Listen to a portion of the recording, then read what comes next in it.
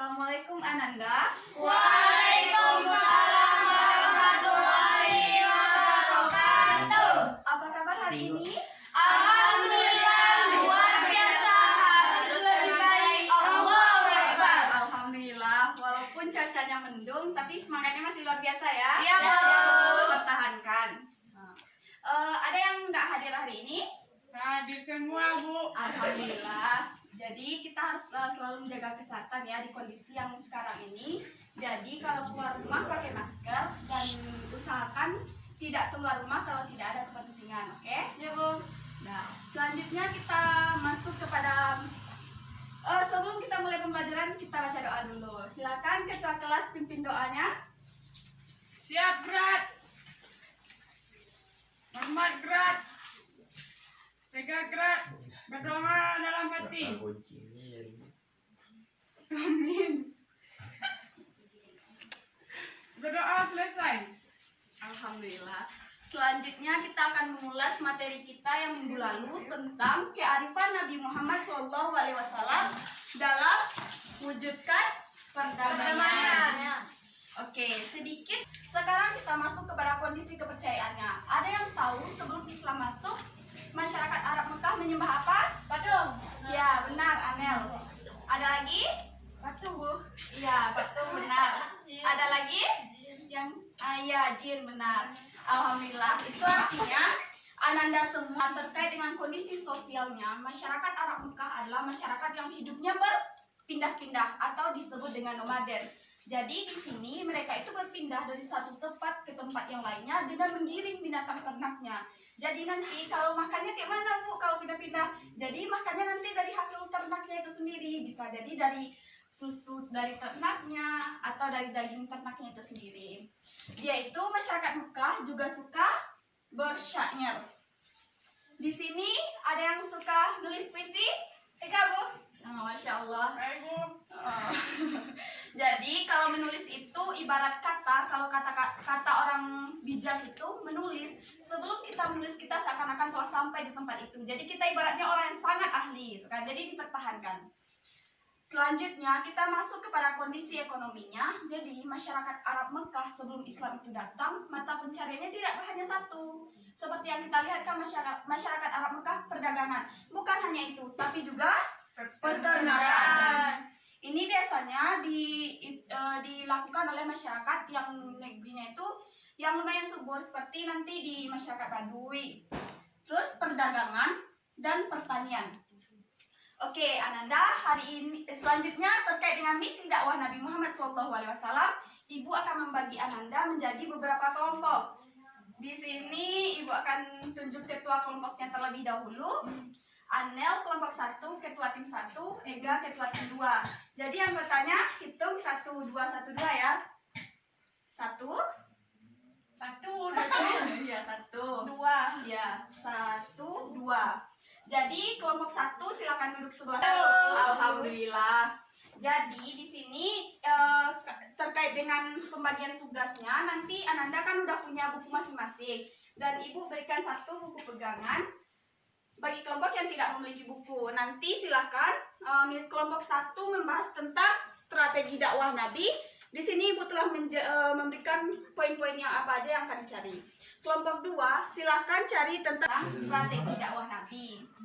Poin-poinnya sebagaimana yang telah disebutkan tadi, yaitu pertama dakwah secara terang-terangan, yang kedua dakwah secara sembunyi-sembunyi. Dan kelompok kedua nanti itu membahas tentang prioritas dakwah Nabi. Apa aja sih yang menjadi misi dari dakwah Nabi itu? Nanti masing-masing kelompok silakan diskusikan dan tunjuk temannya yang akan menjelaskan ke depan.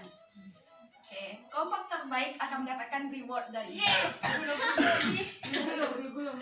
Sudah, sekarang silakan dimulai. Ibu kasih waktu 5 menit.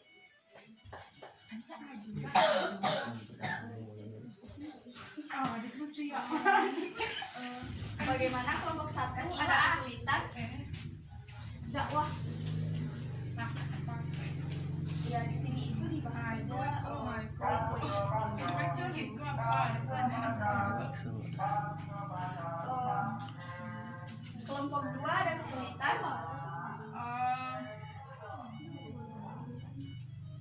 Lain enggak, Bu? Alhamdulillah. Wa syukurillah. Oke, 5 menit berlalu. Silakan kelompok mana yang mau tampil duluan? Ya udah, ibu aja yang tunjuk. Kelompok 1 silakan tampil duluan.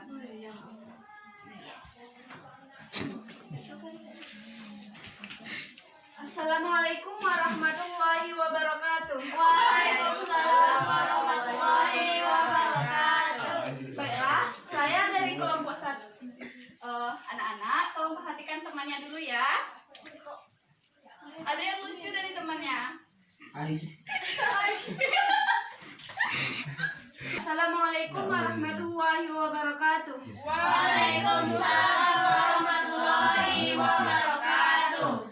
Baiklah, saya dari kelompok 1 akan menjelaskan sedikit tentang misi dakwah Nabi Muhammad, yaitu yang pertama Strategi dakwah. fokus kembali, yaitu strategi dakwah Nabi Muhammad. Yang pertama yaitu secara sembunyi-sembunyi. Yang pertama yaitu Nabi Muhammad menyiarkan agama Islam dahulunya kepada keluarga, kerabat, dan sahabat-sahabat terdekatnya. Dia menyiarkan agama Islam secara sembunyi-sembunyi selama 3 tahun. Di sini orang pertama masuk Islam yaitu atau disebut juga dengan As-Sabiqun Awwalun, yaitu Khadijah, Ali bin Abi Thalib, Abu Bakar, Bilal, dan lain-lain. Anel berhenti dulu. Kelompok 2 simak dulu penjelasan dari temannya ya. Nanti kita lanjutkan lagi baca bukunya. Adi. Ya. Selanjutnya yaitu secara terang-terangan. Nabi Muhammad menyiarkan agama Islam yaitu secara terang-terangan setelah turunnya surat Al-Hijr ayat 94 yang berbunyi A'udzubillahi minasyaitonirrajim, Bismillahirrahmanirrahim, Fasda' bima tu'maru wa a'rid 'anil musyrikin, yang artinya maka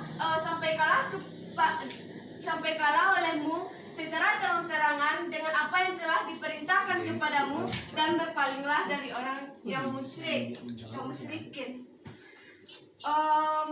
Disinilah Nabi Muhammad mengundang Bani Hashim dan lain-lainnya dan orang Mekah untuk memeluk agama Islam.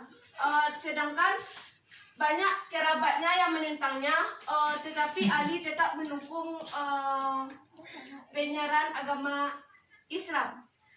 Sekian yang dapat saya sampaikan dari kelompok 1. Assalamualaikum warahmatullahi wabarakatuh.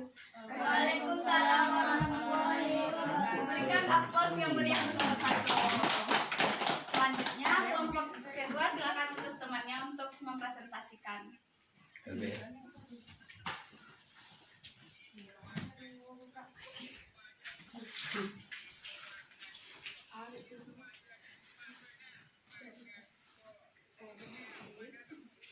Assalamualaikum warahmatullahi wabarakatuh. Waalaikumsalam warahmatullahi wabarakatuh.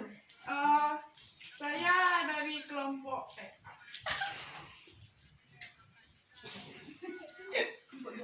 Saya dari kelompok 2 ingin mempresentasikan tentang prioritas dakwah Nabi. Yang pertama, mengajarkan tauhid. Di sini Rasulullah berusaha mengubah akidah dari yang awalnya menyembah berhala menjadi menyembah Allah Subhanahu wa Ta'ala satu-satunya. Yang kedua, merubah perilaku masyarakat. Dan yang ketiga, mengangkat dan melindungi HAM. Hanya sekian presentasi dari kelompok 2. Assalamualaikum warahmatullahi wabarakatuh. Waalaikumsalam warahmatullahi wabarakatuh. Oke, terima kasih kepada kelompok 2. Kita berikan aplaus yang meriah. Oke. Nanti di terakhir kita akan lihat ya siapa di antara kedua kelompok ini yang menang. Tapi yang kalah itu bukan berarti nggak bagus, Ya. tapi lebih ditingkatkan yang kedepannya. Selanjutnya Ibu akan menjelaskan sedikit tentang strategi dakwah Nabi. Di sini strategi dakwah Nabi itu pertama sebagaimana yang dijelaskan oleh kelompok 1 tadi terdiri dari 2 fase. Yang pertama fase sembunyi-sembunyi atau disebut juga dengan Syria. Yang kedua fase terang-terangan yang disebut juga dengan jahar. Di sini ketika fase sembunyi-sembunyi itu Nabi mensyiarkan agama Islam itu baru kepada keluarganya. Pertama kepada istrinya, yang kedua kepada sahabatnya dan karib kerabatnya seperti Abu Bakar, Ali bin Abi Thalib dan lain-lain. Di sini orang yang pertama kali masuk Islam disebut dengan as-sabiqunal awalun. Ya, benar sekali. Selanjutnya terkait dengan prioritas dakwah Nabi sebagaimana yang dijelaskan oleh kelompok 2 tadi. Yang pertama di sini prioritas dakwah Nabi adalah untuk menegakkan tauhid. Artinya di sini adalah mengubah keyakinan atau kepercayaan masyarakat Arab Mekah yang awalnya menyembah berhala kepada penyembah Allah Subhanahu wa taala. Yang awalnya menyembah jin menjadi penyembah Allah Subhanahu wa taala. Kalau zaman sekarang apa yang sering menjadi ibaratnya apa sih yang menjadi saingan bagi Allah gitu ha? Kalau milenial sekarang nyebutnya kayak gitulah pokoknya. Siapa sih yang bisa dijadikan duaan Allah gitu? Kita lihat ini apa? HP. HP. Yang sering dipegang HP atau Al-Quran? HP. Gitu, Bu? Iya, HP. Jadi itulah kebiasaan milenial sekarang. Jadi Ananda diubah perilakunya ya. Karena kan di sini Allah itu sebagaimana yang telah dijelaskan dalam Al-Quran itu Qul huwallahu ahad. Katakanlah Muhammad bahwa Tuhan itu adalah Esa, satu. Di sini kita itu tidak boleh menduakan atau syirik gitu ha. Ibaratnya kalau orang sekarang nggak bisa hidup gitu tanpa HP. Bahkan ada dalam berita dijelaskan bahwa anak rela bunuh diri mati hanya demi HP karena nggak dibeliin paket sama orang tua.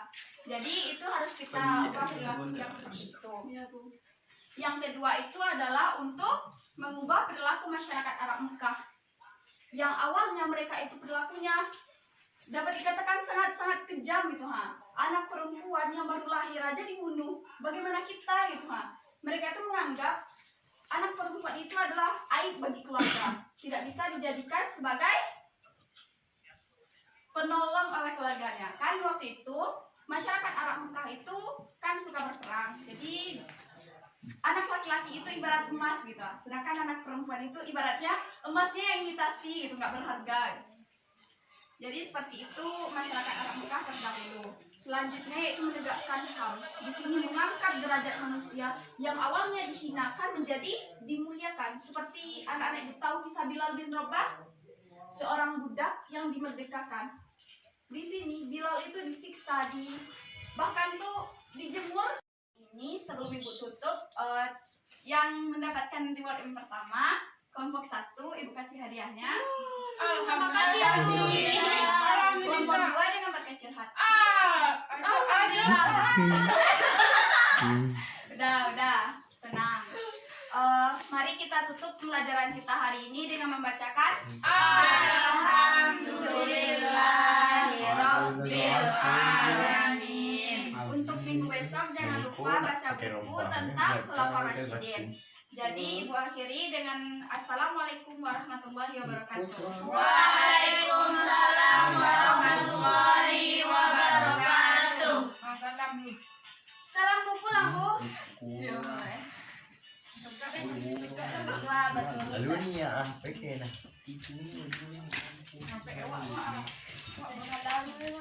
Kan di jalan di mana? Itu.